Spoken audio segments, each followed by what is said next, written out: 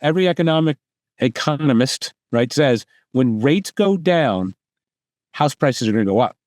Mm-hmm. They always do, right? So because demand goes up. And in this case, supply will go up. Why? Because there's people sitting on 2.5% interest rates that can't afford a 7 to move up. So if rates drop down to 4.5, 5.5, whatever it is, the affordability is going to go up. So you're going to see a boom. You're going to see a big real estate boom in the next 12 months. Welcome to The Growth Mindset, the podcast for ambitious real estate and mortgage professionals. Hosted by Adam Crosley and Riddle, this show dives into entrepreneurial strategies, sales techniques, and mindset hacks designed to fuel your career growth. Get ready to learn from top producers, gain actionable insights, and start your journey towards success. Here's your hosts, Adam and Rick. Buongiorno, everybody. Welcome to this week's episode of the Growth Mindset Podcast. I'm Rick Riddle with my co-host, Adam Crosley. What's up, Adam? Not too much, brother. Hey, dude, I'm super excited to talk about the upcoming wave. Getting ready for the boom shakalaka. The boom shakalaka. Yeah, here we sit coming out of summer 2025. The Fed has basically said, in the next 6 to 9 months, we are going to see a very large rate cut. Barry Habib interviewed the head of FHFA earlier this week, and they're anticipating that over 6 million people with these rate cuts are going to be refi eligible, and it's going to make good sense for them to refi. Wow, that's it's funny. I saw a study even today, right? And I know our podcast sometimes airs like a couple weeks later, but there's a lot of refis out now. Like I think it's something like 50% of refis payments are actually going up, meaning their monthly mortgage payment, because they're taking cash out. I think the average is like $90,000 in cash out refis. Wow. Well, there's more equity today than there's ever been. It makes sense. That's right. And not only is there a lot of equity, I see, with rates going down, there's a bunch of things that are going to happen. And I think we've got to be prepared, and hopefully the listeners on here are listening to help them get prepared. So, so let's wave a magic wand and fast forward to, I'd like the rates to drop in January, right? January, February, because it's a winter, and then we can keep the lights on in the winter months. So let's say we fast forward 5 or 6 months and rates are dropping. Okay. What happens, right? Obviously, the first thing is refinances. But here's where I'm panicked. And if you're a listener and you're not an AI bot or a mortgage servicer, then this will relate, right? We've got to be cognizant. The last time there was a big refinance boom, it's been a while, because we've been in a refinance market for about 15 years, right? Rates kept on going a little bit lower, a little bit lower, a little bit lower, a little bit lower, really from 2008 on. Yeah. Right. Through COVID, right? It was like 7 to 6, 6 to 5, 5 to 4, 4 to 3, 3 to 2, right? In various degrees. It was just so slow. Yeah. Yeah. But it wasn't so.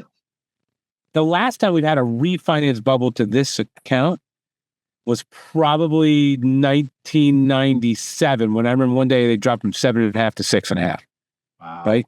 And you think about it, technology wasn't where it is today. No. Servicers barely out then. Right. And there's no real internet. There's no real shopping. There's newspaper advertising. It was phone in, call in, face to face. Right. No real technology, no mobile apps, and this is where I think we've got to be prepared, because your servicer will send an email to your customer, mm-hmm. and will literally say, hit this button. It's your LE, your CD, and we don't need title. We don't need pay stubs. We don't need W-2s. You're a performing loan. Boom. We're going to refinance you. Yep. And all of us waiting around thinking this magical thing is going to happen for refinances and how we're going to get this second wave. It's not going to be easy, because you're going to be competing against your servicer. You're going to be competing against loan officers that will do it for $100 a deal. Yeah. So, but I've got some strategies. Okay. It's not all doom and gloom, but I bring it up because today you've got to prepare for tomorrow. Well, you absolutely do, right? And we have a runway. Like, the cool part about this is we're sitting here and we're 6 to 9 months from this. So if you're an average listener, you're not a servicer, you're not a bot, you'll have a few months to implement the tech in your own business, in your own branch, and not just the tech, but the human pieces, because I really think the human element is going to be a huge component of this, especially with all this tech. Yeah. So, Rick, I'd love to hear what you have. Well, the first thing I do, I'm going to show you something. Okay. I'm try to show the viewers. I don't know if you can see this on the camera. I don't know. Probably not. No. I had 68,000 unread emails in my Gmail account. Why? Because I get about 1,000 emails a day from CRMs. Okay. Meaning, I told the story on the meeting the other day. I went to a New York, my daughter's 26. I took her to a New York Liberty game, women WNBA, when she was like 6 or 7 years old. Okay. To this day, I still get New York Liberty. You know, I don't live anywhere in the market area, and I get New York Liberty WNBA season ticket emails. I get emails to everything, right? Think about it. Everywhere you go. You probably a lot of junk today. I mean, there's also a lot of things to help you unsubscribe, but also at the same time, there is a lot of junk email. Yes. And I think I was talking to somebody that their loans with PennyMac. PennyMac sends them an email every single day. So here's really every day or 3 times a week. Got it. Here's the best part. Eventually they become unread. Yeah. Right. So how we beat our servicers, how we beat our AI competition, how I beat the guy that's going to trigger lead guy, which hopefully that's going away with the new bills are passed, but who knows? You know how you beat him? The relationship. And we've taken for granted, you know, we as loan officers, you know, street warriors, referral-based loan officers, ones that are really pounding the pavement, listen to, you know, building relationships within their community. We do a really, really bad job following up with our customer post-close. But we're a very transactional industry. Yes. But it's not too late. Yeah. Like you could literally pick up a call. Like, I challenge everyone on the call, pick up the phone and call a customer that you can think of that had a really pleasurable experience that was over 3 years ago. It's okay. If you call them up and say, hey, you know what? I don't know if you remember me. It's Adam Crosley. You know, I just wanted to thank you. I was your loan officer. No problem. Like, oh yeah, Adam, good to hear from you. Like, you know what? You were an awesome customer. I just, you know, I was driving into work today and I thought of you. How are you doing? How's the house? How's the wife and kids? Right? Maybe you look at the 1003 just to kind of be prepped up, like, you know, right? Like, well, and I think we, you know, as a producing loan officer, if you haven't called your database in a long time, which I would say that's most people, right? I think we have this fear that we're going to call them and they're going to be like, you haven't talked to me in like 2 years. Why are you calling me? And we always think the worst. We have this fear, this call reluctance on calls that we shouldn't. Right. I've called people that I had a terrible experience with me a year later, and they just, you know, fast forward 90 days post-closing, they don't remember that they had a terrible experience. I mean, that isn't, you know, we have a very few of those, but they happen, you know, like, but they're excited that they got into their home. The other thing is we strive for perfection because most of our business comes from referring from realtors. And the perfect experience is in the mind of us, the loan officer, a good loan officer, one that cares about their reputation, and the realtor's experience. Correct. Most customers that do it 1 to 5 to 7 years, they didn't really have that bad of experience. You closed on time. Yeah, maybe they had to wait twice. What's that? You asked me for my bank statement twice. Yeah, they you know, that's the joke. They always ask. You guys always ask for it twice. You know what I mean? Like it's not as bad as we think it is. Exactly. Yep. You know, and social survey, right? If you have experience.com, most people have a 4.99. You know what I mean? Like it's not that bad. Correct. So the first thing, you know, is it's okay to call your people. They don't think about you that much. They're not sitting around in their new house 2 years later and be like, that loan officer, you know, like they're not mad anymore. Well, and I mean, what's the famous NAR and National Association of Realtors statistic, right? 78% of the time, a customer would use the same realtor or lender if one thing. Do you know what that one thing is, Rick? I do. If they could remember your name. They could remember. How could you forget me? Like is what I say to myself in the mirror. But at the end of the day, if I wasn't proactive enough to make you not forget my name, I didn't earn your business anyway. I didn't stay in a relationship. Yeah. But you know what? For those that are listening, it's not that hard to call back up. It's really not. So, take a Friday, take a Wednesday, take a day that and just bang out the calls and just say, I was thinking about you. How you doing? How's life? Right. And a story that we've done, because obviously we've done a decent amount of cash out refis, where we've saved people a lot of money on their overall benefit. So tell the story. So my dialogue, if I was calling Adam, and I'll role play real quick. Cool. Ring me, Adam. It's Rick Riddle. Your mortgage guy from 3 years ago. How you doing? How you been? What's new? Well, first of all, I was driving into work today, and I saw a sign for the Adirondacks, and immediately I thought of you. I mean, you were. I remember you bought that log cabin up on the lake. How is it? How's everything going? Dude, we get up there every summer. The kids love it. It's just been an awesome place for my kids. That's fantastic. It's so funny. I just helped another customer that I hadn't talked to in 2 or 3 years, and I was able to get them $100,000 and not raise their overall monthly payment. So I've been going around, and I was thinking about it. Do you know anybody, friends, family, maybe a coworker that could use an extra $100,000? Brother, I could use an extra $100,000. Ta-ching, boom, shaka, talk about, right? So, right? That's a great way to ask the question. Do you know anybody that could use an extra $100,000? Do you know anyone that could use an extra $100,000? Who says no to that question? Right. And then you should get in the dialogue of every single conversation with every single person you talk to. Who do you know? A friend, a family member, a coworker, looking to buy a home, sell a home, or refinance. And you can say, or need cash. We need cash. Need cash, refinance, lower their payment. Right. So we're so like, no one's going to refinance their 3% interest rate that they got in 2020. But if they got $100,000 of credit card debt, and now they have $300,000 more of equity because they bought right, they want to get access to that money. Well, and here's another thing. The average person stays in a house, 6 years? Is that the average? Usually 5 to 7, yeah. 5 to 7, right? So 6. If they got that 3% in 2020, TikTok, it's been 5 years. It's been like they might be moving. They might, life happens. Yeah. They might have more kids, they might have less kids, they might have broken up, right? So there's less kids, more kids, whatever, death, So let's talk about it. So rates go down. Huh?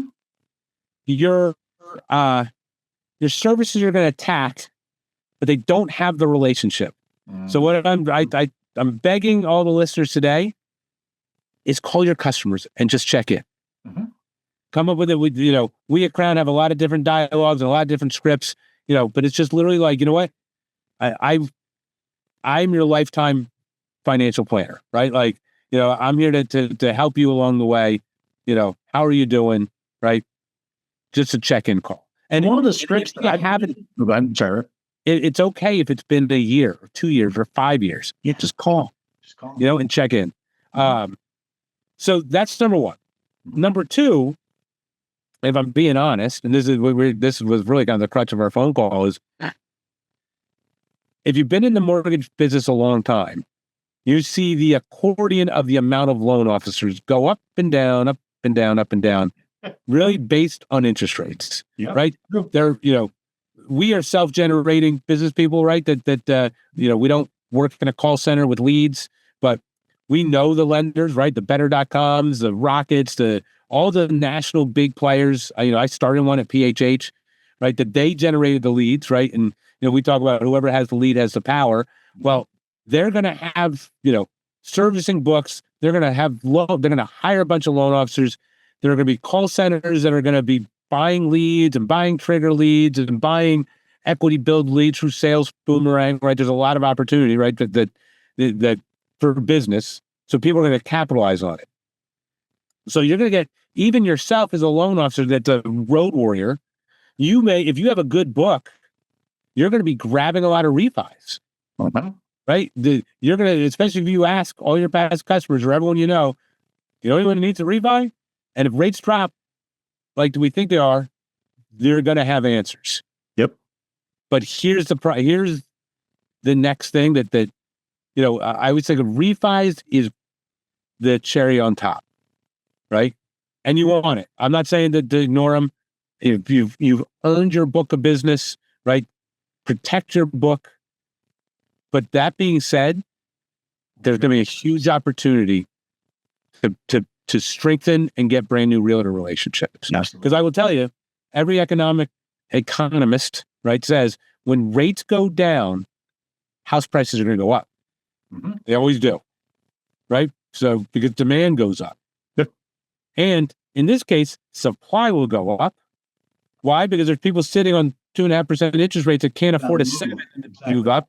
So if rates drop down to 4.5%, 5.5%, whatever it is, the affordability is going to go up. So you're going to see a boom. You're going to see a big real estate boom in the next 12 months. Well, and I think the refi boom is going to happen first. Yeah. And here's the thing: is if you're just a road warrior loan officer, just like us, I once heard it said when I was younger in the business that your business should be like a cake.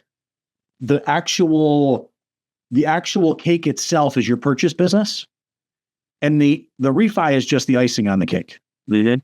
Because if you have too much icing, you can spoil the cake. Right? Like there's loan officers that will literally drop all of their purchase business. And I would say most loan officers will drop all of their purchase business and just chase refis. The minute rates go up, the minute something changes, all of those people are out of business. We've seen that in the ebbs and flows of the market. Multiple times. Exactly. And what's going to happen is as all these people are chasing refis, we want you to chase refis as well. But super, super important, all of your competitors are going to go out there and they're going to drop the ball. They're going to drop the ball on their realtor relationships because they're chasing so many refis and they haven't spent the time building the infrastructure and the systems to handle this much business. Yeah. So if you can then go in and build and strengthen relationships with real estate partners, with referral partners, that is going to set you up both in the short and in the long term.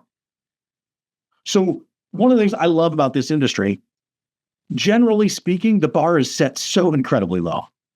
Like it doesn't take a lot to shine, and pick up your phone, be honest. Pick up your phone, be honest, and get your shit done so you can close on time.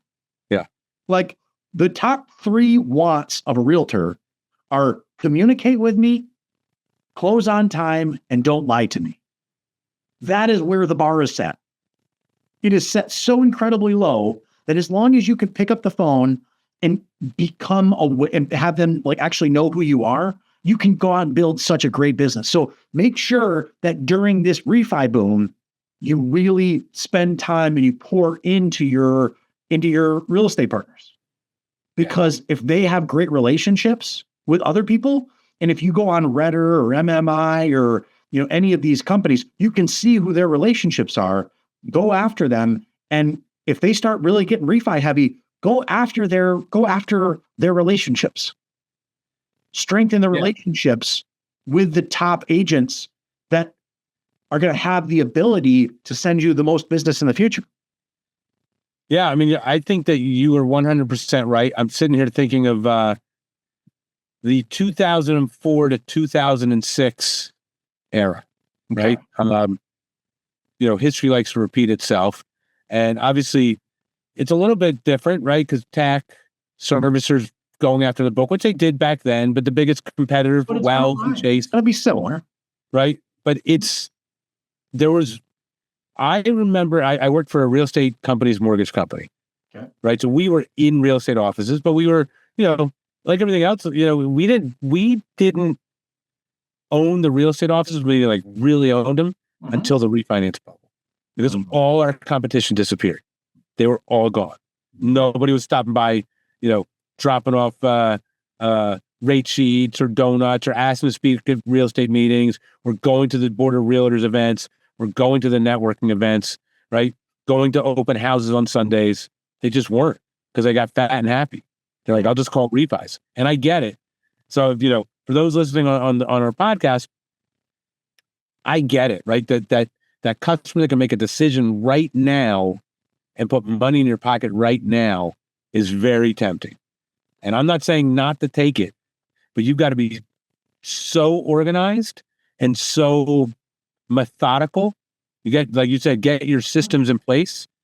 Because if you focus on refis on Mondays and you focus on realtors on Tuesdays or whatever your schedule is, right? We do realtors Mondays, pre-approval lookings on Tuesdays, past customer database on Wednesdays, right? Pre-approved and looking on Thursdays, and he's on Friday. I mean, whatever it is, you're going to have to, if you negate your current realtor base or really stop expanding your realtor base or stop focusing on your realtors, you'll make some money, during this refinance bubble, but it may only last 6 months, and then you'll be back looking for your next lead. Oh, and the other thing too that's different, and I might be totally off base here, but I think the thing that's going to be different about this refi bubble versus other refi bubbles, to your earlier point, is the tech. If the tech is so high, I think whoever controls the lead controls the flow. And if these servicers control the lead and they implement tech, which is very likely, I think the margins on these refis are going to be super, super skinny. They will. So 100%. So this whole refi boom, there might be a lot of labor in that refi boom, but there might not be a lot of profit in that refi boom. That's true too, right? Like I think that, and that happens with a lot of refinance booms, right? 2020 refinance boom, everybody was working from home, right? There was such a massive increase in lead flow because nobody was going anywhere, that what actually happened was the internet lender, the lender that usually went with a low margin just to get the deal, went higher margin because they could. Because they had hundreds of leads a day or thousands of leads, right? Like, so it's like, they were like, look, I can make, if I let a skinny margin at one point and do 10,000 loans, right? Whatever it is, but they could do the same number of loans and double their margin, right? Because there's so many leads.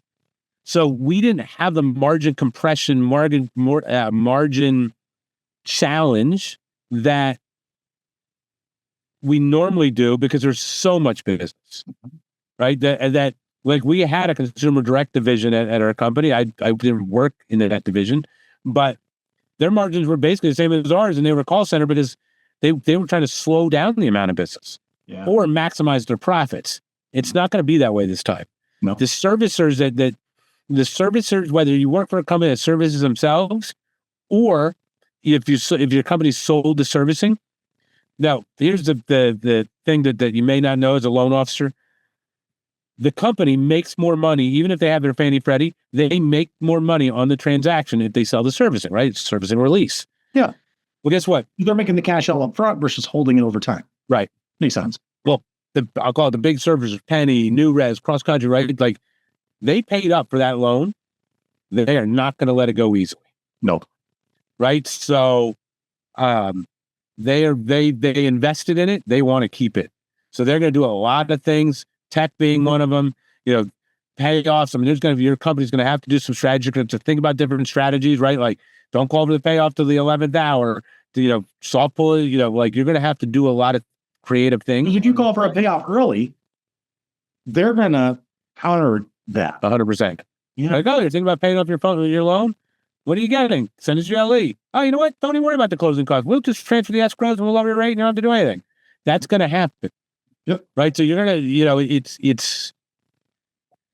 you just got to be cognizant of it. I still think there'll be a lot of business. I think there'll be so much business when rates drop that the services won't be able to keep up. Mm-hmm.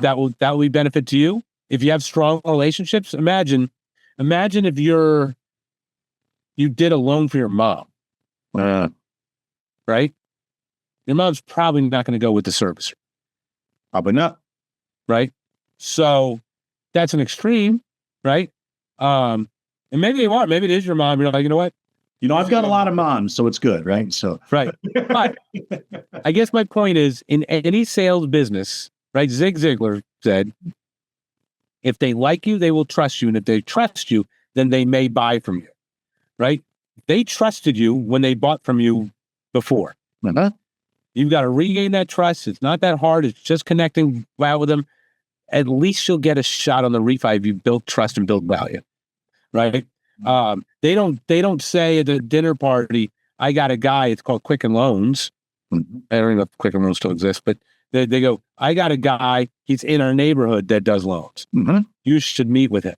He's awesome, right? So the only thing that I'll say is technology has definitely probably lowered all our interpersonal skills. So the other thing that I would do if I was a loan officer is if you can't do face-to-face, do face-to-face via Zoom. Do face-to-face via Teams, right? You get to learn more about the person. You get to look in their eyes. You get to hear their reaction. You get to see slow them down. Now, look, we're a big tech company at Crown. Like we can, on our phone, do everything. We don't even have to go into incomes. It can all be done. The customer can do everything by phone. It's great, right? I worry, I think our tech is probably in the upper echelon of mortgage companies with tech, but we're not exclusive in how good that tech is, right? But that tech has comes with a price tag, relationship. So make sure you slow down your relationship and build rapport and continue post-closing talking to those customers. First of all, it's always fun to talk to past customers. Yeah. They like you. And honestly, kind of full circle on this conversation, I think we should end this conversation right where we started. Don't be a transactional loan officer. Stay in relationships. Call your past customers at least 3 times a year. If you call your past customers every 4 to 6 months, even if it's 2 times a year, they're going to know you. People do business with who they know, like, and trust. And if they stay, again, getting back to that NAR stat, basically 80% of the time, they would do business with the same person if they could remember them. Sending them a junk email every month isn't going to make them remember you. You have to handwrite letters. You have to send physical mailers. You have to pick up the phone and actually put effort forward. And if you put that massive action out there, you will be rewarded over and over and over and over again. Not just from your past customers, but from your past customers' sphere. Yeah. Yeah. I mean, you could, if you have 240 past customers a year. Yeah. So what a database, right? And that's one of the things Carl says, right? He's like, I've got about 2,000 people in my past customers that I have their data that we're actually, in a relationship with. I don't do the best job. One of the problems about having a large database, I only call my past clients about twice a year, and half the time it's not me. It's me and my BDR that are actually calling our past clients. We send physical mailers a few times a year. We do stay in front of our past clients, but not at the level that we probably should because we have such a quantity. I'm a disciple of Carl White and his business model. One of the things Carl tracks is that if you have a well-farmed past client database, for every 100 people that you have in that database, you should get 1 closing a month. So if you have a database of 1,000 people, based upon the past clients and the past client's sphere, you should be generating about 10 closings a month. Yeah. Think about that. Like, if I've got 2,000, I'm closing 20 loans a month, but I should be closing 20 loans a month just from past clients. No realtors. And only about 30% of my business is past client. So we're still getting like 5 to 7 a month past client. But could you imagine in my business if that was 20 and then I had another 15 from realtors? I'd be closing 35 units a month.